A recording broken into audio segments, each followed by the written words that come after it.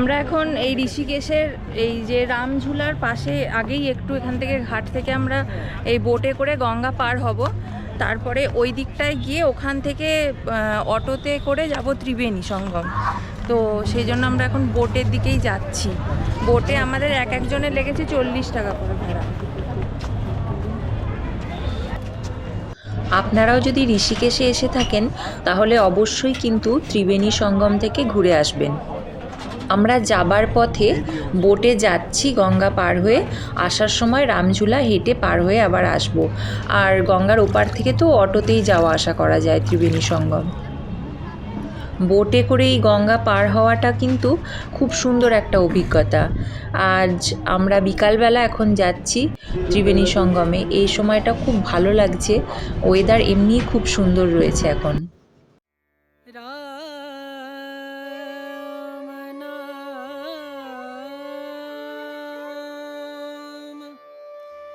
भजले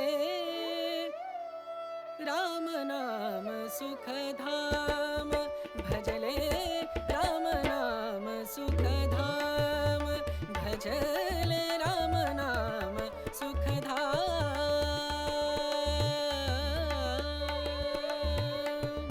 तेरा पूरन हो सब काम, तेरा पूरन हो सब काम, भजले राम नाम सुख धाम, भजले राम नाम सुख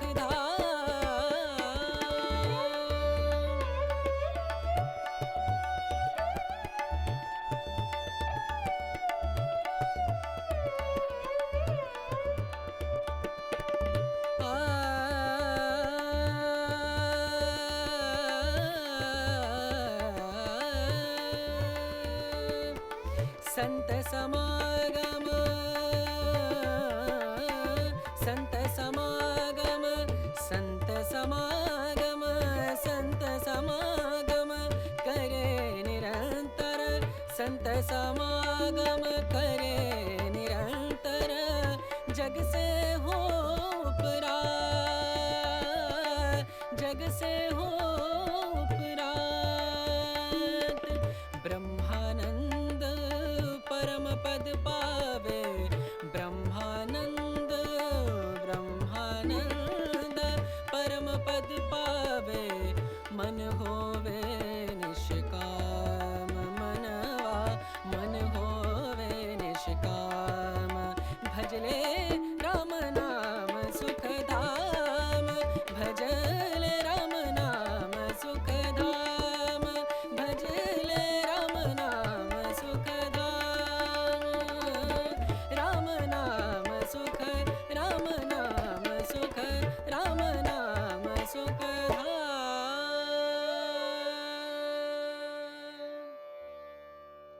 এই অটো স্ট্যান্ড থেকে আমরা এখন অটো নিয়েছি। 300 টাকা নিচ্ছে। 300 টাকায় শুধু যাব আমরা, আর যাওয়া আসা ওয়েটিং চার্জ নিয়ে 700 বলেছিল, আমরা নিইনি। আমরা 300 টাকাতেই যাচ্ছি এখন শুধু ত্রিবেণী ঘাট।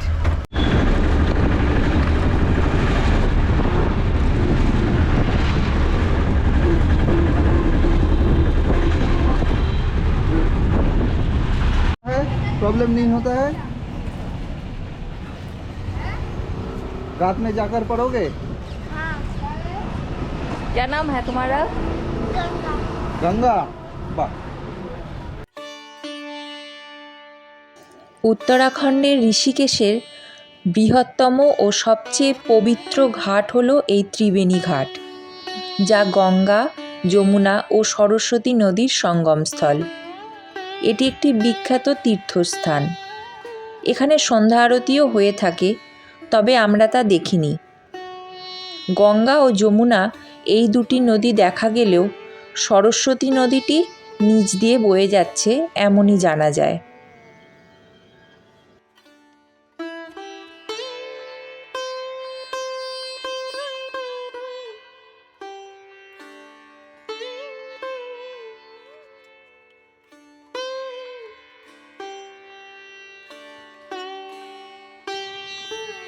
গঙ্গার রূপ এখানে দেখার মতো, যেমন রং তেমনি তার সৌন্দর্য। পড়ন্ত সূর্যের আলো মা গঙ্গাকে এক আলাদাই শোভা এনে দিয়েছে।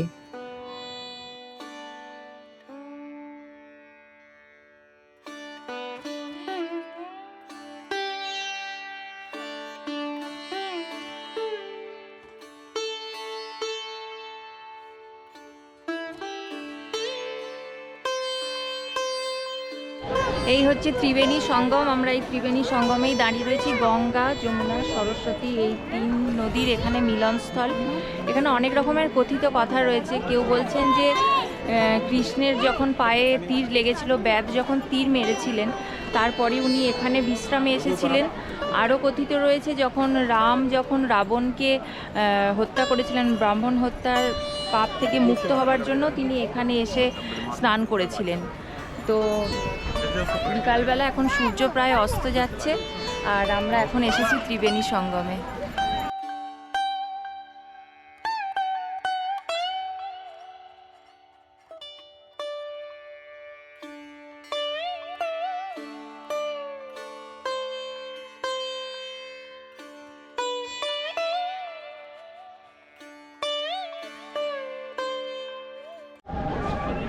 कौन क्लास में पढ़ती हो? अच्छा, और ये गंगा जमुना सरस्वती कहाँ है? ये तो गंगा है। जमुना का आगे से मिल के आते हैं ना, आगे से मिलते। और ये क्या है इधर? ये तो नहाने के लिए बना रखा है। ना उधर उधर कुछ है? उधर हाँ वो तो वो है जंगल। हाँ, जंगल है।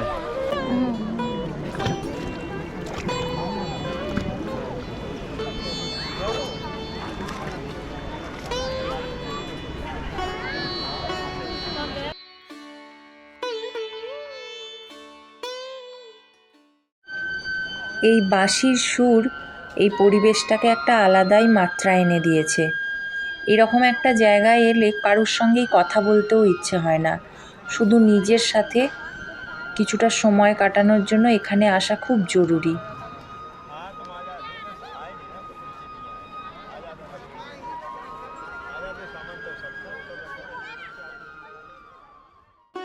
পরে কোনো সময় যদি ঋষিকেশ আবার আসি, তাহলে চেষ্টা করব ভোরবেলা এই জায়গাটায় একবার আসার।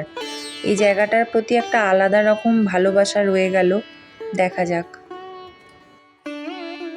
ত্রিবেণীর ঘাট বরাবর হাঁটছি, পেছনে সূর্য অস্ত যাচ্ছে, আর মানে এখানে লম্বা একটা ঘাট রয়েছে, ঘাট বরাবর হাঁটছি। আমার উল্টো দিকে সূর্য, সে কারণে মুখটা অন্ধকার আসছে, কিন্তু এই সামনেটায় ঠিক এইভাবে,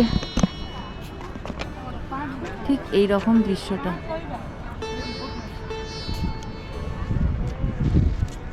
গঙ্গার জলের মানে রংটাই আলাদা, গঙ্গার জলের এত সুন্দর রং, আর ওপরে পাহাড়।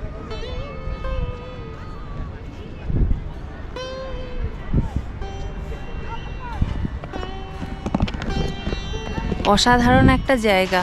আমি তো ভাবিনি যে এখানে এসে আমরা সকালবেলা আজকে গঙ্গায় স্নান করেছি, একদম মারাত্মক ঠান্ডা জলটা, কিন্তু স্নানটা করার পরে একদম আর কোনো রকম ঠান্ডা লাগছে না, খুব ভালো লাগছে। তখন একটা আলাদা রকম মানে শান্তি, একটা পিসফুল একদম, মানে সেটা ফিল করা যাচ্ছে।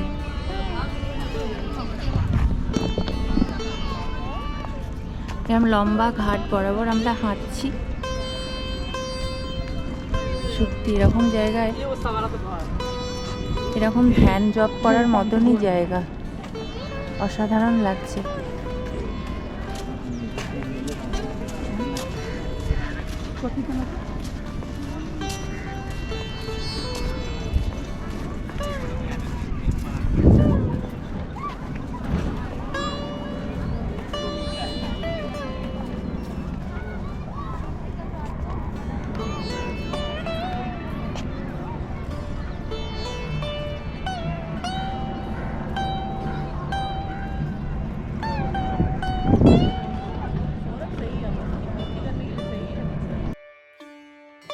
আজকের ভিডিও এ পর্যন্তই।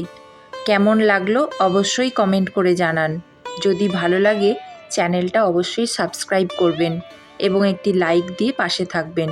দেখা হচ্ছে পরের পর্বে খুব তাড়াতাড়ি। ভালো থাকবেন, সুস্থ থাকবেন। নমস্কার।